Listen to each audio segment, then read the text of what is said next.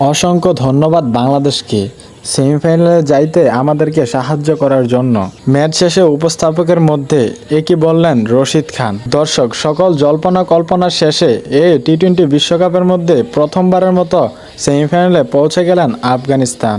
বাংলাদেশকে 2024 টি-20 বিশ্বকাপের মধ্যে পরাজিত করে আফগানরা নতুন করে সেমিফাইনালে পৌঁছে গেলেন।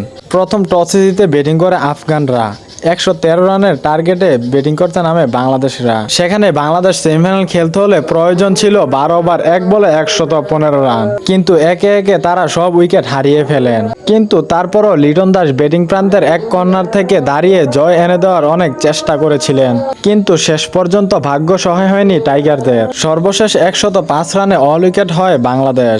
অবশেষে ভারতের সাথে হাত মিলিয়ে সেমিফাইনালে চলে গেলেন আফগানিস্তান। আফগানিস্তান সেমিফাইনালে যাওয়ার জন্য তাদের কতটুকু স্বপ্ন ছিল তা তাদের মুখের দিকে তাকালেই বোঝা যায়। বাংলাদেশের সাথে জয় নিশ্চিত করার পরপরই পুরো আফগানিস্তান মাঠের মধ্যে শেষ দায় পড়ে গেল। উপস্থাপকের মধ্যে রশিদ খানকে প্রশ্নে বলা হলো, আপনার অনুভূতি প্রকাশ করুন। তিনি বলেন, এটা প্রকাশ করার মতো না। ধন্যবাদ দেই আমরা বাংলাদেশকে, কারণ তাদের জন্য আমরা সেমিফাইনালে যেতে পেরেছি। তাদের জায়গা যদি অন্য প্রতিপক্ষ হতো তাহলে আমাদের জয় এত সহজ হতো না।